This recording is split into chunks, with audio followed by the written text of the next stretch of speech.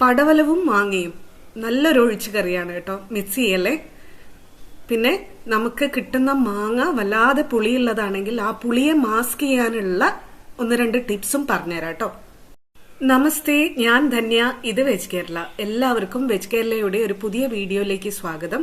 Video ഇഷ്ടപ്പെട്ടാൽ ലൈക്കും കമന്റും പിന്നെ ഒരു ഹൈപ്പും കൂടെ തരാൻ മറക്കല്ലേ.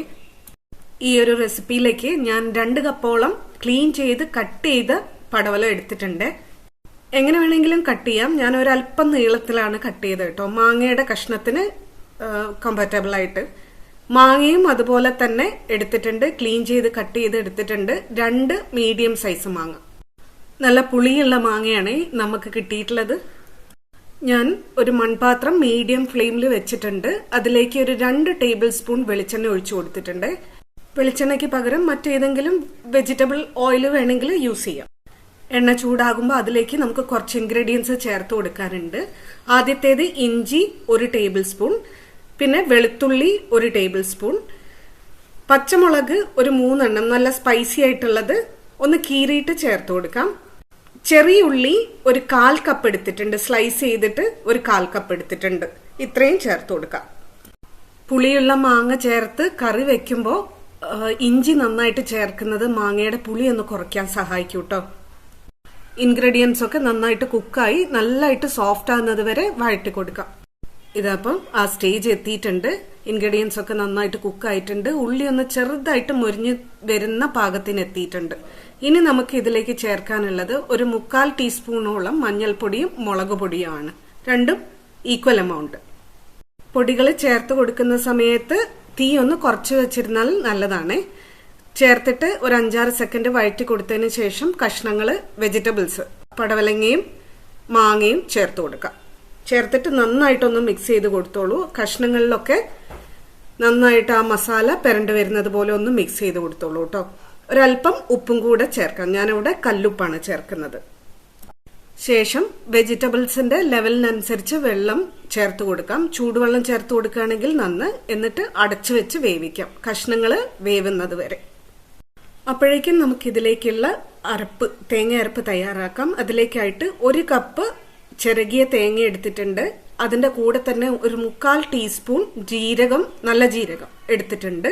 ഇത് രണ്ടും ഒരല്പം വെള്ളം ചേർത്ത് നല്ല മിനുസമായിട്ട് അരച്ചെടുക്കാം. ഇതേപോലെ വെജിറ്റബിൾസ് വെന്ത് കഴിഞ്ഞാൽ നമ്മൾ അരപ്പ് ചേർത്ത് കൊടുക്കാം. പടവലത്തിനും മാങ്ങയ്ക്കും ഒരേ വേവല്ല.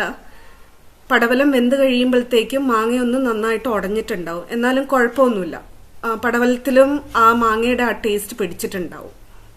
അരപ്പ് ചേർത്ത് നന്നായിട്ട് ഇളക്കി യോജിപ്പിച്ചു കൊടുക്കാം. കൂടെ തന്നെ നമുക്ക് ആവശ്യത്തിനുള്ള വെള്ളം കൂടെ ചേർത്ത് കൊടുക്കാം, കൺസിസ്റ്റൻസിക്ക് ആവശ്യമുള്ള. ഈ സ്റ്റേജിൽ തന്നെ ഉപ്പ് അഡ്ജസ്റ്റ് ചെയ്യാം.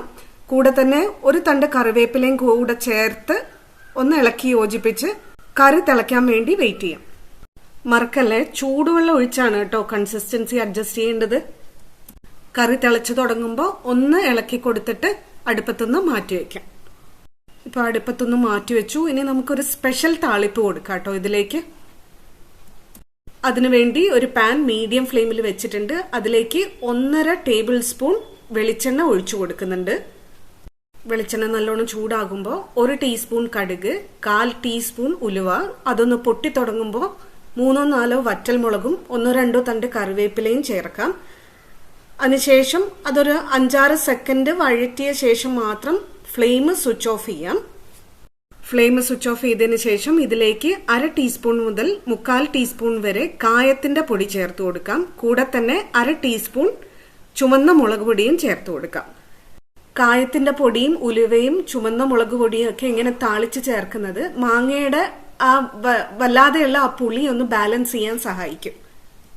താളിപ്പ് കറിയിലേക്ക് ചേർത്ത് നന്നായിട്ട് മിക്സ് ചെയ്ത് കൊടുക്കാം. നമുക്ക് കായത്തിന്റെ പൊടി വേണമെങ്കിൽ സ്റ്റാർട്ടിങ്ങിൽ നമ്മൾ ഇൻഗ്രീഡിയൻസ് വഴറ്റുന്ന സമയത്തും ചേർത്ത് കൊടുക്കാം കേട്ടോ. അപ്പോൾ നല്ലൊരു ഒഴിച്ചുകറിയാണ് കേട്ടോ, ആരും മിസ് ചെയ്യരുത്. പടവലവും മാങ്ങയൊക്കെ ഇപ്പൊ ധാരാളം കിട്ടാനുണ്ട്. ട്രൈ ചെയ്ത് നോക്കണേ. എന്നിട്ട് ഫീഡ്ബാക്ക് കമന്റിൽ ഇടൂ കേട്ടോ.